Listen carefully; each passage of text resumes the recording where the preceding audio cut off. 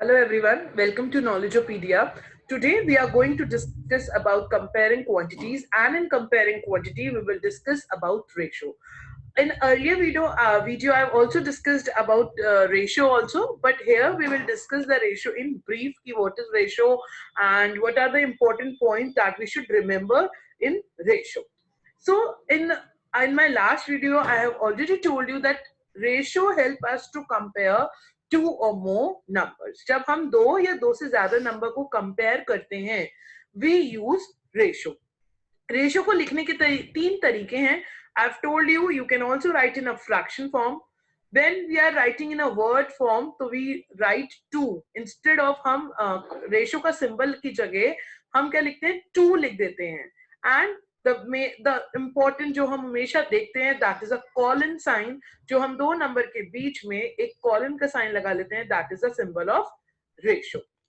I've already told you that the terms have also some name. The ratio के जो terms है उनके हमने name रखे हुए हैं. पहली जो term का name है that is your antecedent and the next term is consequent. अब हमें जो new thing आज हम इसके बारे में पढ़ेंगे that is the points to remember that you should remember about the ratio. First point is a ratio has no unit. Ratio की कोई यूनिट नहीं होती है. ऑल्दो जब हम कंपेयर कर रहे हैं हम दो यूनिट्स को भी कंपेयर करते हैं, हम दो मेजरमेंट्स को भी कंपेयर करते हैं, but in the final answer we will never write a unit. ये हर बुक में लिखा होता है रेशियो की कोई यूनिट नहीं होती, but here I will give you the explanation also कि why ratio has no unit. So let us see in an example that 2 meter ratio 3 meter will be written as 2:3. हम answer में 2:3 metre नहीं लिखेंगे. अब क्यों नहीं लिखेंगे या रेशियो की यूनिट क्यों नहीं होती है? तो पहले हम 2 मीटर और 3 मीटर को सॉल्व करते हैं. तो ध्यान से देखिए, जब हम 2 मीटर और 3 मीटर को सॉल्व कर रहे हैं या हमने रेशियो को जब फ्रैक्शन फॉर्म में लिखा तो आप देखिए हम क्या करेंगे, मीटर से मीटर को कट कर देंगे. तो the final answer will be 2:3. इसलिए जब भी कोई यूनिट होती है तो हम हमेशा जो यूनिट होती है वो कट हो जाती है, इसलिए हम आंसर में कभी भी यूनिट नहीं लिखते हैं. So a ratio has no unit. Next point to remember is in ratio the b, that is the second term जिसे हम बोलते हैं consequent, it should never be zero. वो कभी भी जीरो नहीं होनी चाहिए. Why it should not be zero? अब रीजन भी होना चाहिए कि जीरो क्यों नहीं होनी चाहिए. तो अगर हम रेशियो को suppose if in I right in a fraction form, ratio को क्योंकि हमने पढ़ा है कि रेशियो को हम 3 वे में लिख सकते हैं. तो suppose if I right a ratio in a fraction form that is 12:0, तो डिनोमिनेटर हमने फ्रैक्शन में भी पढ़ा it should never be zero, क्योंकि अगर डिनोमिनेटर जीरो होगा तो इट डज नॉट एग्जिस्ट.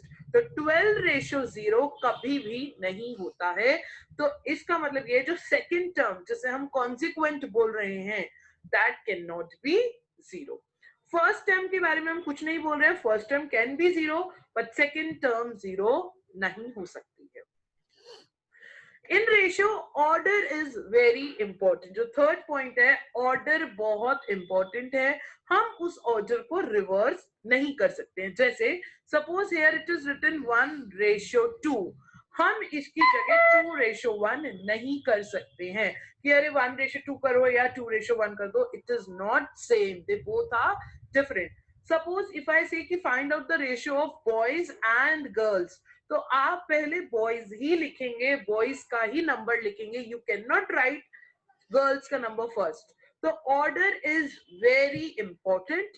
अगर हमने ऑर्डर चेंज कर दिया तो वो पूरा क्वेश्चन या जो भी हमारा रेशो होगा वो पूरा रेशो गलत हो जाएगा. So it should not be reverse. जैसा ऑर्डर है उसी की तरह हम हमेशा अपना आंसर लिखेंगे.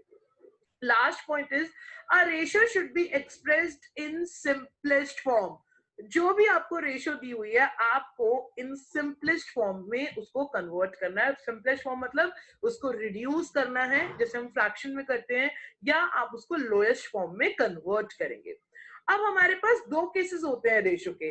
एक केस ये होता है जब हमारी यूनिट सेम हो तो हमें कोई प्रॉब्लम नहीं है, बट अगर हमारी यूनिट्स अलग अलग हुई तो हमें पहले उनको सेम करना पड़ेगा, then we can cut or then we can reduce in a simplest form. But अभी हम सिर्फ पहले केस की बात कर रहे हैं कि जब हमारी यूनिट सेम हो तो हम सिंपलेस्ट फॉर्म में रेशियो को कैसे कन्वर्ट करेंगे। तो ध्यान से देखते हैं, पहला स्टेप ये होता है कि जो भी आपको रेशियो गिवन है आप उसको फ्रैक्शन फॉर्म में बदल दीजिए। वी ऑल नो कि रेशियो को हम तीन तरीके से लिख सकते हैं, तो जब भी आपको रेशियो गिवन है just right it in a fraction form. अब आपने उसको फ्रैक्शन फॉर्म में करने के बाद you will reduce it lowest form में करो, जब हम कहते हैं लोएस्ट फॉर्म या सिंपलेस्ट फॉर्म, हम उसे उस फॉर्म में रिड्यूस करेंगे जितना वो रिड्यूस हो सकता है। एंड लास्ट स्टेप ये है, जो आपका रिड्यूस करके फ्रैक्शन आया आप उसको again right it in a ratio form. अब ध्यान से देखते हैं कि एग्जांपल से समझते हैं, क्योंकि स्टेप्स हम इतना इजीली नहीं समझ पाते हैं। Let us discuss with an example. जैसे एक एग्जांपल है 12 to 20, this is your ratio, ये आपकी वर्ड फॉर्म में लिखी हुई है। अब हमें ये दिख रहा है कि हमें ये लोएस्ट फॉर्म में नहीं है, तो हम इसको लोएस्ट फॉर्म में कैसे करेंगे। सो स्टेप 1 ये है, जो भी रेशियो है आप उसको फ्रैक्शन फॉर्म में बदल दीजिए। तो मैंने 12/20 लिखा। एंड इंपॉर्टेंट पॉइंट इज, आपको मैं पहले भी बता चुकी हूँ, ऑर्डर चेंज नहीं करना है। यू कैन नॉट राइट 20/12, हम जैसा ऑर्डर है वैसी ही लिखेंगे। पहली टर्म 12 है तो मैंने पहला जो न्यूमरेटर में 12 लिखा है, सेकेंड टर्म मेरी 20 है तो that's why I have written 20 here. अब मैं ऑर्डर चेंज नहीं कर सकती कि 20 बड़ा है तो मैं 20 को न्यूमरेटर में ले लूं। No, we will only take it in a numerator. जो न्यूमरेटर में 12, फर्स्ट टर्म को 12 and second term is your 20। Step 2 है रिड्यूस करेंगे। 12/20 को जब मैंने रिड्यूस किया 5 की टेबल से, तो it will be we will reduce it by 4 की टेबल। तो 4 की टेबल से हमने रिड्यूस किया तो क्या आया 3/5। अब now your fraction is here 3/5 and reduce हो गया है, इससे ज्यादा हम रिड्यूस नहीं कर सकते हैं। अब हम इसको दोबारा रेशियो की फॉर्म में कन्वर्ट कर देंगे, दैट इज योर 3/5।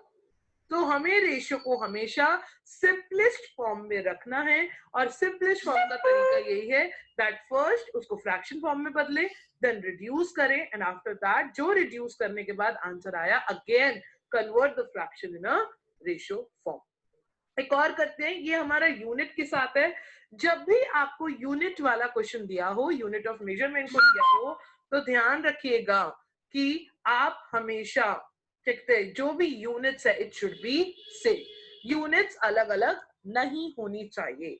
तो अभी हमारी यूनिट सेम है तो we will write 24 centimetre upon 40 centimetre. जैसा क्वेश्चन था मैंने वैसे लिखा है, I didn't change the order. अगर यहाँ पे मैंने ऑर्डर चेंज कर दिया तो पूरा का पूरा क्वेश्चन मेरा गलत हो जाएगा।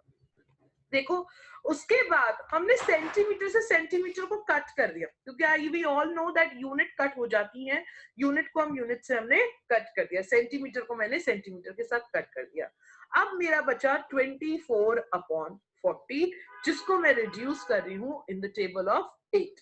जब मैंने 8 के साथ इसको रिड्यूस किया, माय आंसर इज 3/5।